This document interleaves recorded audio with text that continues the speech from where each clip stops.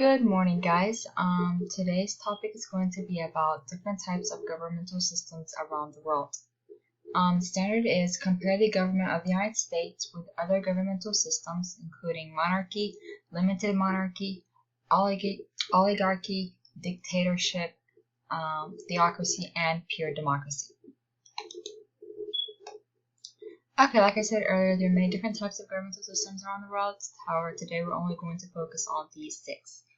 I give you guys a small map here down below. I want you guys to study it because it highlights the different types of governmental systems, and this is crucial for tomorrow's quiz.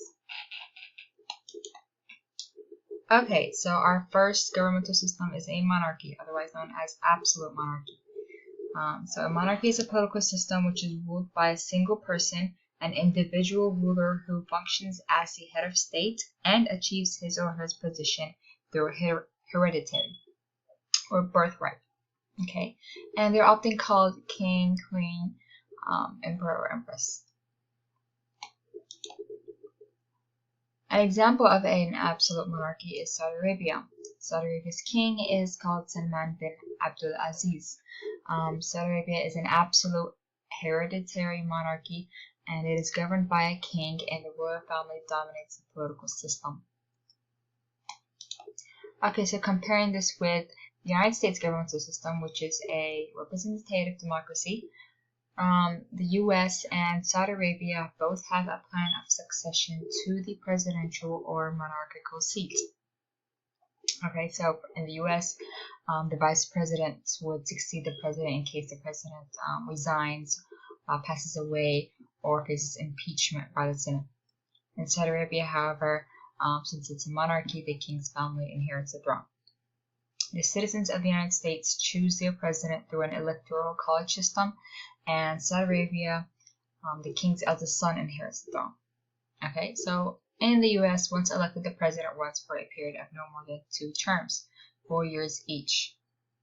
So, taking this current election for an example, if President Trump wins, then he would run for a 2nd term. If he loses, then Joe Biden would become president. Okay. In Saudi Arabia, the king rules until he passes away. Okay, and Saudi Arabia follows a Sharia law with the Quran as its constitution. The US, however, has a constitution which outlines a democratic rule and 3 different branches of government. And they are the executive, the legislature, and the judiciary.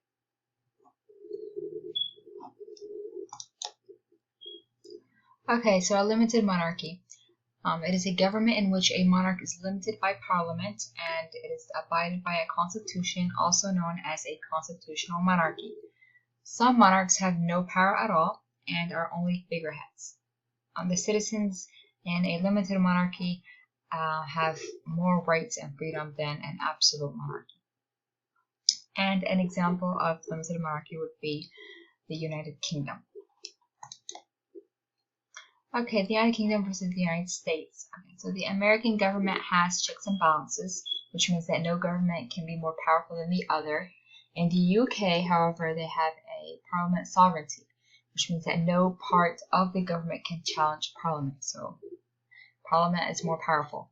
Parliament does have the House of Lords and the House of Commons. The UK has a Prime Minister, okay, which is the head of government. Now remember, it is the head of government, not the head of people. This is what separates them from an absolute monarchy. The US has a president. Okay, so we're going to watch this short video on oligarchy, and it will explain it for us.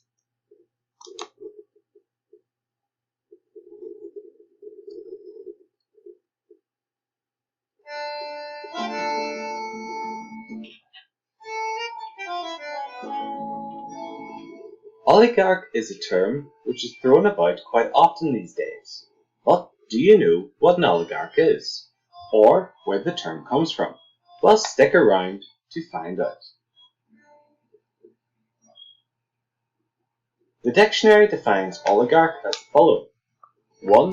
A ruler of an oligarchy. Or 2. A very rich business leader with a great deal of political influence. Looking at the first part of this definition, the word oligarchy comes from a Greek word meaning few, and the Greek meaning to rule or command. Thus, it literally means rule of the few. An oligarchy is a form of power structure in which power rests with a small number of people, and these people might be distinguished by nobility, have family ties, similar education, or simply religious or military control. Such states are often controlled by a few prominent families who typically pass their influence from one generation to the next, but inheritance is not necessarily a condition for the application of this term. Throughout history, oligarchies have often been tyrannical, relying on public obedience or oppression to exist. Aristotle pioneered the use of the term as meaning rule of the rich, for which another term commonly used today is plutocracy. The exclusive consolidation of power by a dominant religious or ethnic minority has also been described as a form of oligarchy. The second part of the definition of oligarch stated that they could be a very rich business leader with a great deal of political influence, especially in Russia. And a Russian oligarch is a wealthy businessman of the former Soviet republics who rapidly accumulated wealth during the era of Russian privatization. Okay, that would be enough. Now we're going to compare an oligarchy with the US governmental system. And an example I give you, just like stated in the previous video, is Russia. So the government consists of the prime minister in Russia, and his deputies and ministers are all appointed by the president and authorized by the Duma, which is a state assembly.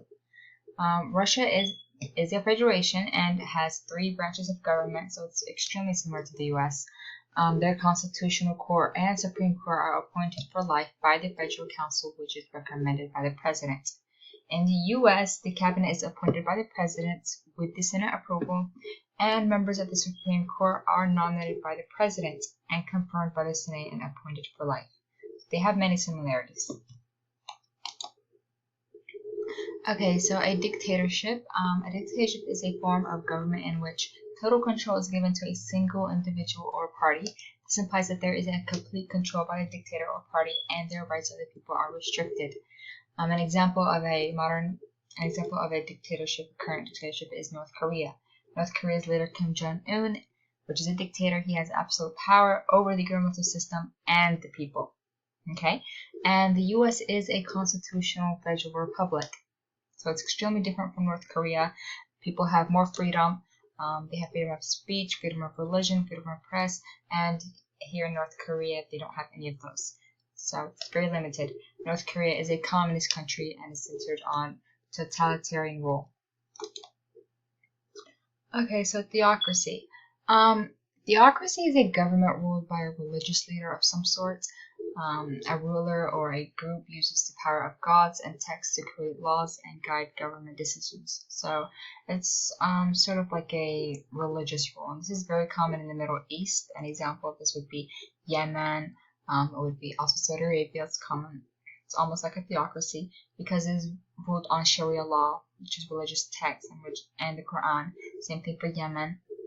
However, the example that I'm going to give you guys today, we're going to focus on, is Vatican City. Okay, and I say that because the Pope here has absolute power over 3 branches of the Vatican government, and it is the world's only elected non-hereditary absolute monarchy. Okay, another cool fact about this is that Vatican City is actually the world's smallest country. Pretty cool, huh? Okay, however, in the US, the president of the US has power. However, he does not act alone like the Vatican City Pope. The structure of the government of the US is divided into 3 separate branches, each with equal power, like I described earlier. And the US has a system of checks and balances. Checks and balances. This means that it ensures that no other branch of government is powerful than the other. So they kind of like keep each other in check. Okay. And finally, we are going to be talking about pure democracy.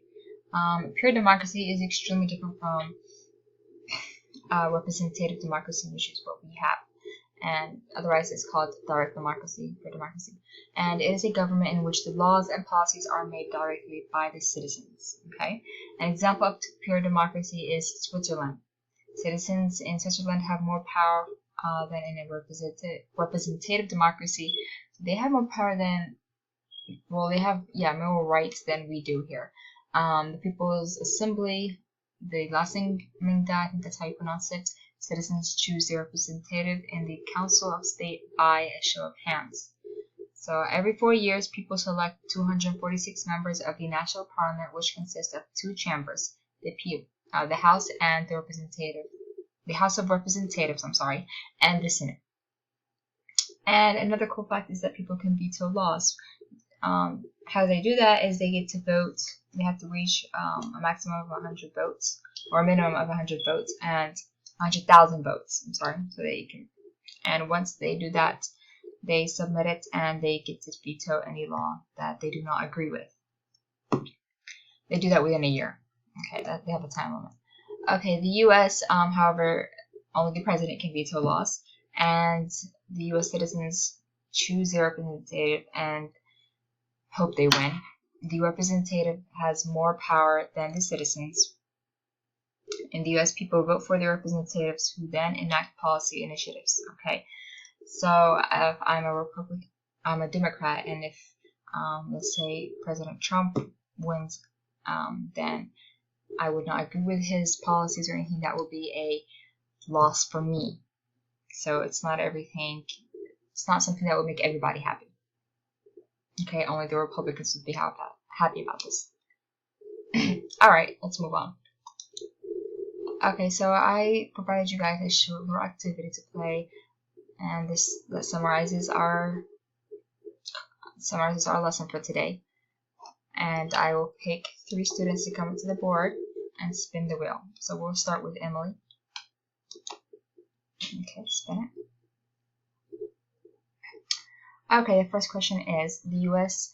governmental system is similar to Russia's governmental system. Now, do you remember what Russia's governmental system is? Yes, it's an oligarchy. Good job. So is it similar to our government, which is a representative democracy? What do you think is true or false? True, okay. Good job, that is correct.